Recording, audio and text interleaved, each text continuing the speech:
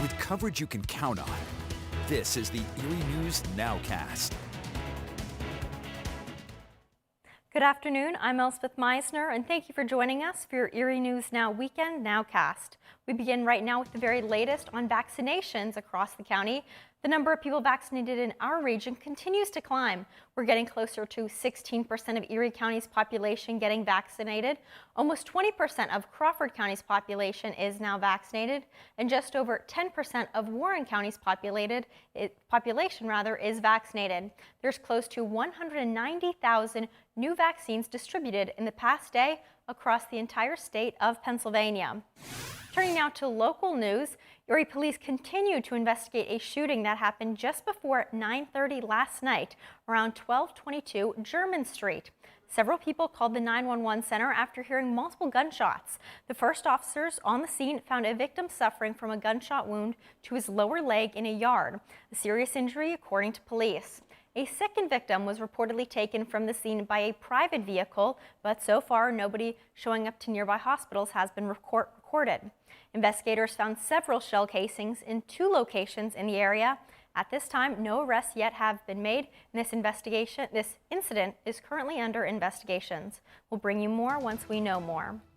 And it might be dreary outside right now, but you can still get in the spring spirit with the Home and Garden Expo at the Bayfront Convention Center. It continues today. So far, hundreds of people have visited the show this weekend, all ready to make some home improvements. Our Kristen Allen takes a closer look. It's great to be in the public again because, it did take a beating. After 2 years, the Erie Home and Garden Show is back. Last year it was scheduled to begin March 19th, which turned out to be the week after the pandemic began. The week of the event is when everything kind of changed for us, and we had learned that the show had to be postponed. Organizers say they're glad to have a bit of normalcy back at the Bayfront. It's really nice to walk around and see the vendors talking to local people and kind of planning projects for the spring. The Home and Garden Show has over 100 vendors, and although a lot of the businesses here were able to remain open throughout the pandemic, they hope the expo really gives them a boost. Many local family businesses were at the convention center. Karen Jones was sitting in for her son-in-law at the Lindsay construction booth. He does remodeling, he does new construction, just about anything you can imagine, and he started it on his own, and he's very good.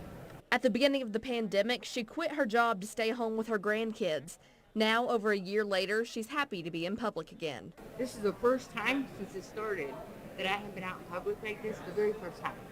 So just to be out amongst people and to do this for him, it makes me feel good. Most landscapers and outdoor businesses were able to stay open. They're looking for things to pick up as temperatures rise. Being outside, we were able to not really shut down. We were able to still install. And so we do have a backlog this year, so we're really excited for spring and the weather to get warm again. And you've still got time to attend the expo if you haven't yet. It runs today until 4 p.m. this afternoon. Tickets for the Erie Home and Garden Expo must be purchased in advance. They're $5 for adults. We have a link on where to get the tickets on our website, erienewsnow.com. And Erie News Now is a proud sponsor of the expo that's been going on this entire weekend. And sticking to community events, Art for Andrew was a special art auction that was held yesterday, and it's all the proceeds from that will help a young man battling a rare form of cancer. Over at Art Lore Studio on Westlake Road, people stopped in all throughout the day to bid on pieces from local artists, everything from veteran artists to young talent. They all donated their time and their art to support 18-year-old Andrew Dorick and his family. The young cancer patient needs specialized treatments, and we're told he can only get that from a doctor in Budapest. Art items will continue to sell with all the proceeds benefiting Andrew, so if you want to get some new art, there's a way that you can get some art while helping him out at the same time.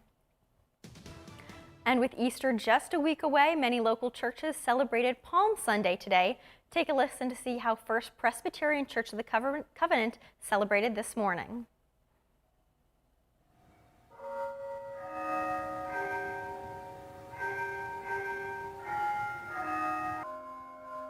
The church invited their members to worship at home with their palm branches. This marks the start of Holy Week in the Christian church. During the service, there was scripture, singing, prayer, as well as reflection. First Presbyterian Church of the Covenant has more services all throughout the rest of Holy Week, as does many Christian and Catholic churches as well. And with Easter being next Sunday, a local church helped young families meet the Easter Bunny yesterday, all from the comfort of their own vehicles and while letting everybody stay safe. Asbury United Methodist Church hosted a drive-through Easter event on West Ridge Road. Families were able to drive up to different stations set up in the church parking lot to receive some fun Easter goodies. The Easter Bunny was also hopping around, waving to children and their families. Church members passed out forms for families to write down any prayer requests they may have, and a prayer ceremony followed the event to honor those requests.